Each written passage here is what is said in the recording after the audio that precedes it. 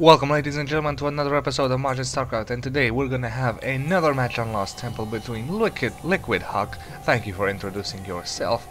And as you can see, IMJunwiPirme. Well, this is a match on the Korean server, so Huck has joined the Korean server, and we're gonna have a big match on Lost Temple. It's strange, I noticed that I always seem to favor maps. First it was Metalopolis, now it's Lost Temple. Well, if the game is epic, who really cares? Now, while the game goes underway and we have fairly standard builds from both players, there's the Scout, Pylon, Scouting Overlord. Luckily for Junwi, he's gonna find Huck really fast. I have to say that I'm happy to announce that patch 1.2.0 is out for Starcraft, with a little bit of tweaks and there's there's a small tweak that says, oh, something very insignificant you don't really have to care about. Chat channels have been added to BattleNet. That's right, chat channels, which is a huge announcement because usually if you had no friends playing Starcraft 2, every time you were on BattleNet, it was like, is Jason gonna jump out of the woodworks and kill me? Well, that didn't happen. So yeah, we have chat channels and they're very diverse, ranging from achievements to single player mode to you can pretty much talk about anything. Of course, right now they're being spammed like crazy. There's an early expansion for IMJunwiPirme, and there is a Pylon. Probably go for some harass because yes, there is the Force. So we're gonna have a little bit of a attack with some photon cannons, canceling the expansion. I'm gonna try and take out this. Now here's something that should be noted inside the new patch notes. I was gonna get to this a little bit later, but hey, since this is just being done, ramps can no longer be blocked with two buildings. If you're wondering how LiquidHuK is doing this, simple. The patch went live at about, I don't know, 12 GMT, 12 o'clock in the morning GMT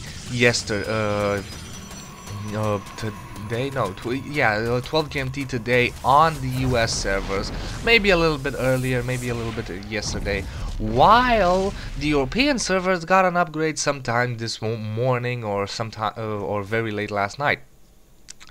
So I don't know, apparently the date for the replay is today, but since it's on the Korean server, I have a small suspicion that they got it even later. So yeah, because of that, because of the very delay of the expansion, because of the patch, as you can see, LiquidHuK was able to block the ramp with two buildings. So yeah, the patch notes no longer allow this. It's put, the description of this change is put in the balance tab. It's not a balance tab, it's the buff Zerg tab. Seriously, aren't enough people playing Zerg because you've buffed the hell out of them and nerfed the hell out of Terran and Protoss? Yeah, speaking of nerfing out of Terran and Protoss, I played a game last night and we had a little bit of a trouble because I was playing with a friend on a 2v2 map. We had a little bit of trouble dealing with a Protoss that went Flux Veins Void Rays. Guess what? Flux Veins removed! Yes, ladies and gentlemen, Flux Veins can no longer be created, and here we have a queen and a lot of Zerglings gonna try and take out this photon cannon. Let's see if this queen actually dies. No, higher priority on these Zerglings, and the Zerglings are now gonna die. We're gonna take out that photon cannon. So this build has not went very well for Huck because he has not managed to do that much damage, only managed to delay the expansion and force an in-base hatchery. However, he didn't commit that much resources to it anyway, so we'll see how the game goes on. Let's give you something to look at while I continue talking about the patch notes. Not much action across the field, a couple of Zerglings moving across the map, but with no speed, they're not gonna run in there. This is Zealot and the photon cannon will tear them apart. Warp gate tech is on the way. So, other changes. Let's talk about Zerg first. Zerg changes none, bar the fact that ramps can now not be blocked with two buildings. you must use 3 different buildings, which is, you know, a buff to them. So yeah, I've never considered it an exploit. As you can see right here, IMJunwiPirme defended that against that pretty okay, so he had no problem defending that. So why should a tactic that can be defended against without too much hassle, it's more annoying than anything, but without too much hassle, be removed from the game? Oh, I don't know, simply because Blizzard is Blizzard. You can't argue with them. So now HuK is going for his own expansion. Okay, Protoss changes. Removal of flux veins. Observers. Yes, observers, ladies and gentlemen. Let's check out the price. 5,100 gas? Yeah, well, new price is 2075. So reduced price on gas for observers and minerals. So observers are gonna be a lot cheaper and a lot more viable to get early game. What else? Build time for phoenixes has been reduced. I don't have a Stargate to make the comparison. The second I see the number, I actually remember it. I don't have the patch notes in front of me, but hey. What else? Oh yeah, and I think that's kind of it for Protoss. Maybe some other type of minority change. In the end, you can just check out the battle notes. There are already videos of the patch notes on the on YouTube via Husky NHD. I'm not gonna make a separate video once they brought it out. Sadly, I couldn't even make one because, hey, let's give the US a little slight advantage on that. But hey, a very important patch, a very important note that I'm gonna say is Thors. Since we had last game on Lost Temple and we had a little bit of harassment of Thors right here, you remember the SCV that was quite repairing and you couldn't attack the SCV.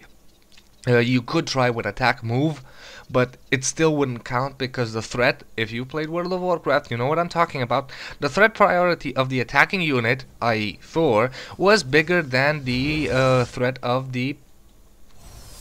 and these 2 sentries are gonna get caught out of position right here, and the sentry is gonna use the ramp to the force field to protect itself and kill a couple of Zerglings, and now it's probably gonna try and run away, but speedlings, good luck with that. And again in the position and no force field going down, and boom, goodbye sentry. These are a lot of Zerglings. Let's check out how many Zerglings. 27 Zerglings, even going for the high expansion. Was Zergling on scout.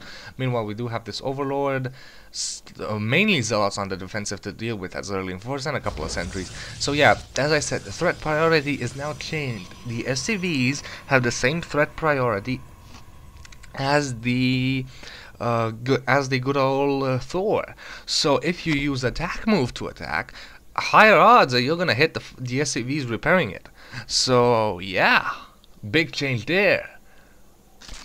Terran's getting a little bit nerfed. These are the really big patch notes I really wanted to talk about. The rest are, well, you can, as I said, you can read them in the patch description when you download the game or on Battle.net. I'm gonna provide a link below to the patch descriptions because why not? As I said, videos, I'm not gonna make a video with me reading a piece of paper that says, hey, these are the patch notes, simply because, hey, videos are already out there. Why should I try to hog views with one as well? No point. Meanwhile, we have a 3rd expansion going out for Junwi right here. Very nice, I gotta say.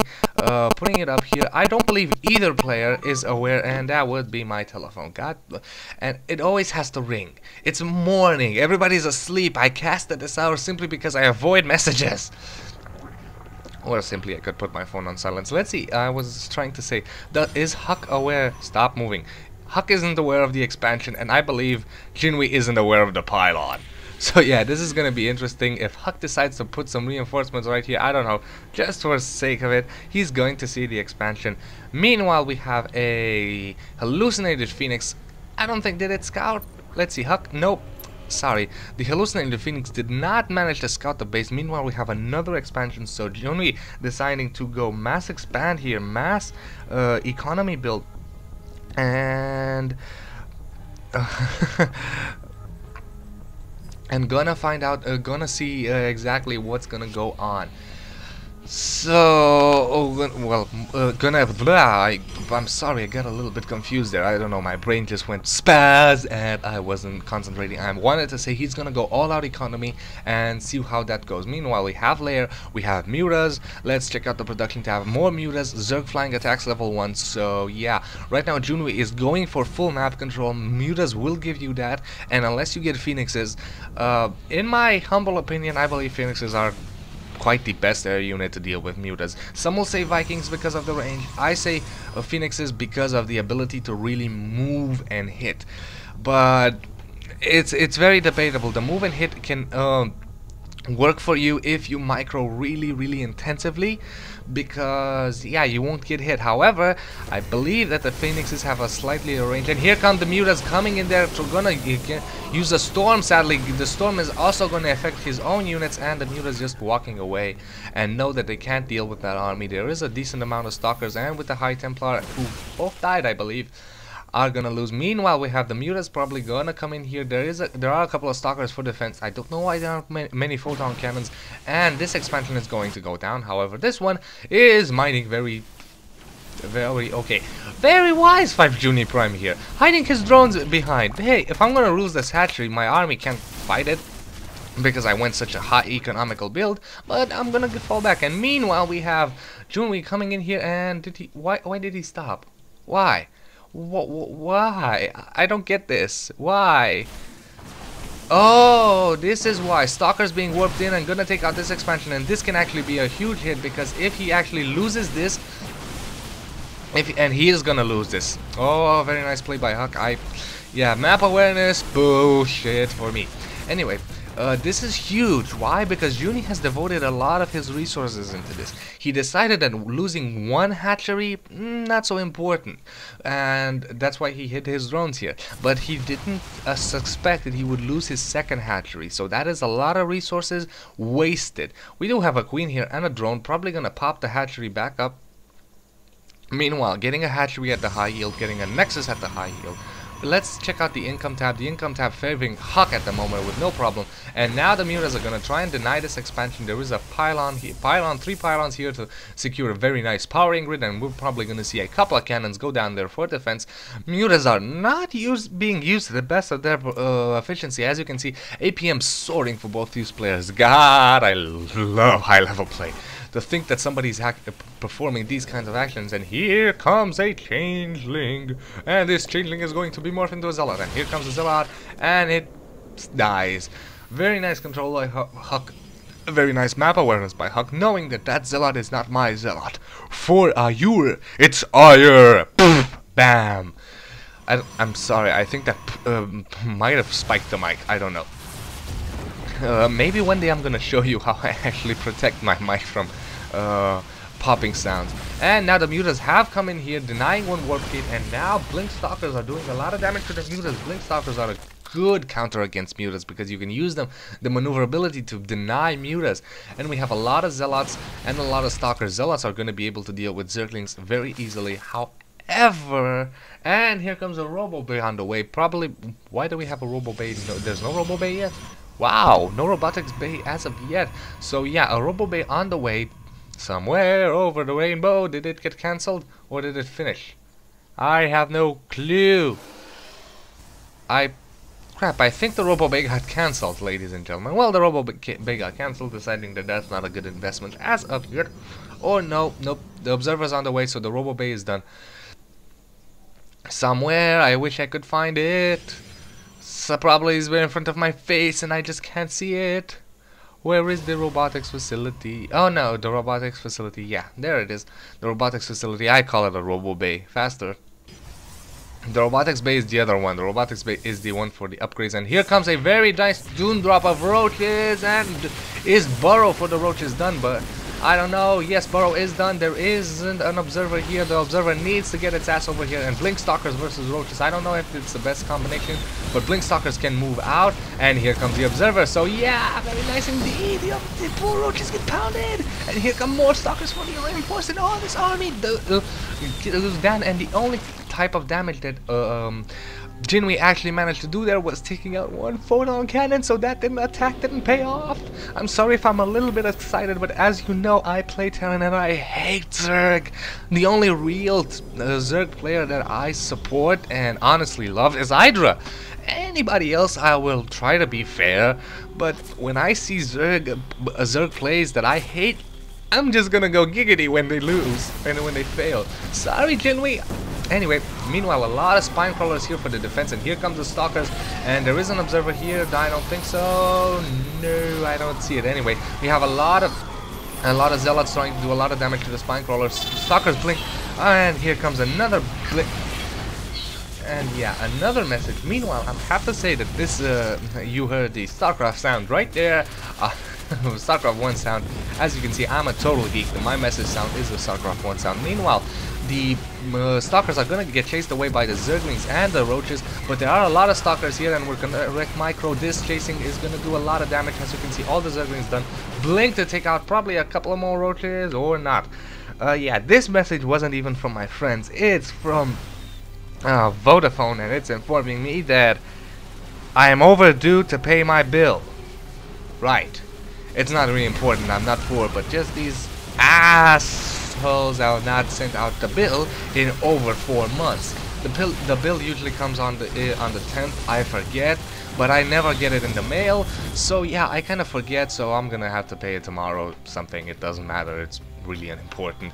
I just always forget to. I am always late 2 or 3 days. Anyway, stalkers still attacking these roaches, and a couple of Templars being warped in. High Templars using Storm. Storm not that effective because missing a lot of those storms. More Zerglings, more storms. One Zergling gets picked off. And when the Templar gets picked off, more Zerglings get picked off by these lot of blinking stalkers. More stalkers being warped in because we do have a lot of warp gates. More warp gates bring us warp gates. So now the stalkers moving in here. The Templars are being morphed into a Archon, and the Archon will be able to do a little bit of damage before it goes down because of its cleave. But once it goes down, poor the Archon just goes poof, poof, poof. Yeah. I have no idea why I did that. I remember somebody somewhere hearing those types of sounds. Meanwhile, HuK expanding again because his main is completely mined out, and we have idle roads here getting Protoss shields level 1 to probably make Archons a little bit more robust. Meanwhile, because Jinwi is on 4 base, well, he's on 3 base because his main is completely mined out as well. Is having a clear economical advantage. Meanwhile, the high yield is getting very nicely mined. The expansion is also a little bit mined out, so a very good idea would be for good old LiquidHuK to expand again. Meanwhile, we're gonna have another encounter here, gonna take out the Overseer, but I don't know if that was such a good idea. Overseers are not gonna do that much at this point of the game. There is absolutely no invisibility to detect for our Terran, for our Protoss, and here come 2 Archons, and shield done? Shield is not done, so the Archons are still gonna fall pretty fast, and as you saw, pew, and just one-shotted by this huge mass of roaches. Now, roaches are powerful. As you can see, they're armored biological, and I don't know if stalkers do that much damage. They do extra damage to armored, but I don't know. And very nice indeed, spewing a little creep on this expansion, and the LiquidHuK is gonna try and come in here for the defense with a lot of Templars, and probably gonna use Storm as well because of the slow-moving roaches. Meanwhile, this expansion is saturated, so yeah, probably income-wise. No, income-wise, they're actually very similar. Meanwhile, this little bitty overlord still pooping on the Nexus. Poop, poop, poop, poop, poop, poop, poop. Little bit of diarrhea action going on there. Pepto-Bismol. No Pepto-Bismol for to speak. No. And here comes another drop of units inside the main. Now this drop could do a little bit of damage. However, Blink Stalkers are Blink Stalkers. Gonna probably take out another Photon Cannon, but not gonna do that much damage because, well, not able to do. And a very nice burrow by the Lings and Roaches, but the Observer is here, so you aren't gonna go anywhere. Another Doom Drop failed. However, the Doom Drop was merely a distraction because all these roaches are gonna run in here, and Archon's gonna fall. See how much that shield upgrade actually counts and how robust the Archons are right now. And now the roaches are gonna come in here and gonna probably take out this expansion. I'm not sure. Here comes the savior and hero stalkers, and there are a couple of stalkers here to do a little bit more damage. And here come the stalkers and hiding inside the ground. Where is the observer? The observer is on the way. There was already an observer here, and now that the site is gathered, these roaches are gonna fall. So yeah, right now poor old Junwi is forced to bring out his roaches and try and do a lot of damage. He knows that those units are lost, those roaches are lost, and he needs to make them count. And another force of roaches already here, because hey, we're Zerg and we can reinforce the hell out of us, because we have queen spawn, and with a couple of queens inside the base, we're gonna produce a lot of units in a lot of seconds. If we look at the production tab, 10 roaches produced simultaneously, that would require 10 warp gates, ladies and gentlemen, to counter. So you can realize, you can actually figure the cost difference between the two. Zerg can actually produce 10 units without that much hassle, because you only need a queen, and you will get a queen for, well, duh, obvious reasons. So you can produce a lot of units really fast without additional production buildings. Meanwhile, as Terran or Protoss, your reinforcing units just are not that viable. And here comes another drop of roaches. And when Archon is gonna fall, as you can see, Archons have only 10 HP, so their main life is shields. And now this force is actually gonna do a little bit of damage. LiquidHuK's army is not doing anything, and now gonna take out the cybernetics core. The cybernetics core is gonna have to be rebuilt, sadly. And there's a storm and a couple of zealots, but the core is probably gonna fall. Why are the stalkers not doing anything? Oh, because he was expecting another prone attack, gonna take out the main army. And I don't know if this is such a good idea, because this force, if went unchecked, he's gonna lose his production facilities, and once that happens, as I said earlier, it will matter greatly because of reinforcing abilities. The one warp gate falls. If these pylons fall, that would be huge, because unpowered warp gates means no more reinforcing units, and that would be completely bad for HuK. Meanwhile, we have an encounter here, gonna split up the forces, but trying to get a nice surround. There is an immortal to deal with the roaches. One immortal is gonna fall pretty fast. And another warping in of an Archon. This Archon is actually gonna do a little bit of damage and a nice surround. There's nowhere to blink. The observer is gone. No, the observer needs to get vision on the high ground so that the stalkers can blink out, but no, the stalkers decided to run off. And I don't know, if we look at the units lost tab, both players very similar. Only IMJunwiPirme has lost a lot more resources, and two stalkers getting stuck up here. Hey, he could actually use these stalkers to shoot down, because there is no vision. Warping in a lot of Templars, gonna storm, and there's the storm, not doing that much damage. And as you can see, Zerg reinforcing ability again counting so much. Meanwhile, the threat inside the main has, well, not stopped. Here are the roaches, and how many warp gates did he lose? 3, 4, 1 unpowered here. So HuK is in a bit of a corner. This has been a long, intensive game. We're at the 31-minute mark at the moment, and we still have a little bit left to go. I'm not gonna say how much, but I believe now that Junwi is in control because of, well, the Zerg superiority. And guess what? The latest patch, they buffed them. Stupid Zerg. Meanwhile, an expansion on the island here, this could be terrible, because, and here comes another drop just to take out more production facilities. Meanwhile, do we have any more? No, there's only a Nexus on the way, probably up here. There's no more production facilities, so right now, LiquidHuK is only on the gates that are active. So another message for me on my phone. This is really annoying. This is really annoying. Meanwhile, what else do we have? We have people. We have this entire main for HuK is gonna get completely decimated, and that is really bad. Coming in here to try and save, but however, he only has 3 warp gates to save out of a big number. So his reinforcing abilities is, well, in the dirt. Producing now a couple of more warp gates. Nidus network on the way, because hey, why not? We're not Zerg. We can't actually do that much damage, and this poor Archon is gonna die before it's gonna be created. And now an Archon is ready. Shields are up, plasma shields are up, but this Archon is only gonna be able to take out 1 roach. Meanwhile, a couple of stalkers here gonna take out the drone and gonna move out to the base. Meanwhile, we have a couple of drop roaches inside here. So very nice attack by Junwi all over across the map. However, with this base up here, he will be able to mine, maybe even produce a couple of units from here and harass from behind while harassing from the bottom as well. Meanwhile, a lot of roaches doing a little bit of damage here. Only a few stalkers here on the defensive. A lot of buildings have been lost. Meanwhile, they're probably being made here, as you can see. However, I believe right now that HuK is on the slightly receiving end of this game, and he will probably gonna lose. That's just my humble opinion at this moment. I haven't seen the replay, but this is just simply Zerg power. It's all I can say. Now the Zerg is only on 2 base, well 3 base with this one, but no mining as of yet. And here is the Nidus network. The Nidus network actually being used to bring out a lot of drones, and this expansion is gonna kick in, which means that IMJunwiPirme is gonna be on 2 base because this one is almost mined out. And here comes another drop.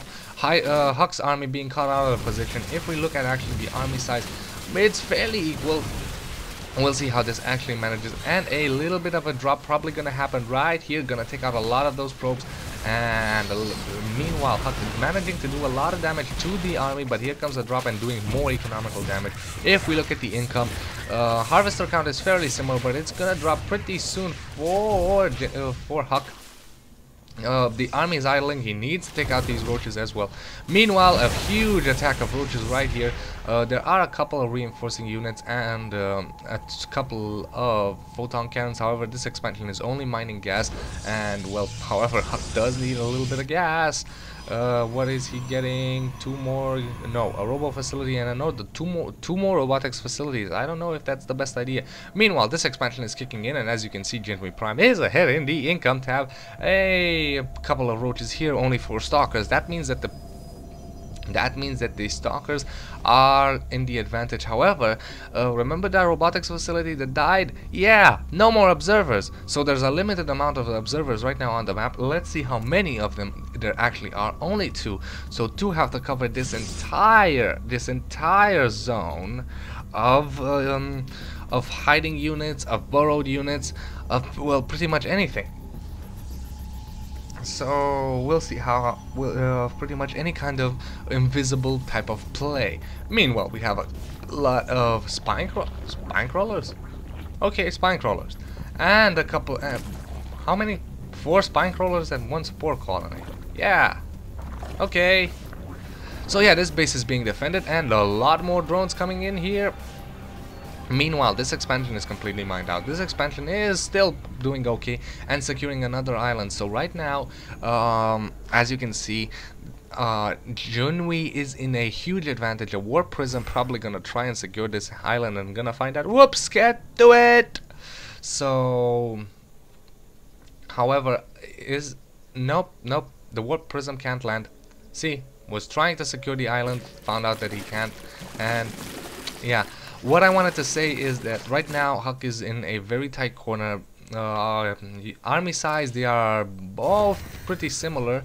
However, what I'm worried about right now is that Junwi is on more expansion. He got all of his expansion in. He got 2 more islands. So HuK needs to make the, as you can see, oh my God, only 500, only 600 resources difference or loss between the 2. HuK, to win this game, needs to create a deficit right here between the resources lost to make sure that he inflicts massive amount of damage and loses very few units, simply because of the 2 additional expansions. Meanwhile, we have a couple of roaches here. There are a couple of Templars and a few photon cannons, so they should be able to defend against that. So HuK needs to make this build work. Let's check out the army size. He's slightly ahead, and we'll see how this actually manages to fare, because these roaches do have a very good position on both sides. But however, storms do a lot of damage, but storms are not that effective because, well, the army is split, so the storms are not doing damage to the entire army. Meanwhile, very nice separating HuK's army as well. We'll see how this actually manages to play out for HuK. HuK is still in the advantage resources wise, gonna take out the Nidus network, which is huge because that will mean the Nidus network could well pop up anywhere. Meanwhile, gonna probably take out this expansion. No need. The expansions he needs to worry about is this one, and the Nidus network falling here, and a lot of zealots being dropped in here. Very nice indeed. So this expansion actually has gone down. So right now Jinwi is on only one base and has lost a lot of his units. He's only on 79 supply. So I'm gonna eat my words here saying that HuK is behind because he actually managed to pull that off. Let's see, as I said, creating a deficit of over 8,000 right now, and Jinwi calls the GG. Very nice play indeed. What I said that HuK needs to do, he actually manages to do. He created a lot of impact without sustaining any kind of losses and winning. So great play by HuK, great play by Jinwi. I have to say, besides my biasness against Zerg and the fact that I don't like Zerg, great play. He at the end of the game, he was defeated by a little bit of better tactic. He secured this expansion. He was going high economical build. He had less of an army. He concentrated fully on roaches. HuK got a little bit of a better army composition, bringing out a couple of immortals and making sure that Archons last a little bit longer. Jinwi doing a lot of damage because, as you can see, HuK's main was completely destroyed. Only a few units being left there. So yeah, great play by both of them. At the end of this very long game, HuK just managed to get an advantage and stick with it, despite the fact that at one point, in my opinion, he was behind. He got that advantage. He got the advantage of units. He got the advantage of tactics, and he outmaneuvered Jinwi in the end. So thank you for watching, and I'll see you guys next episode.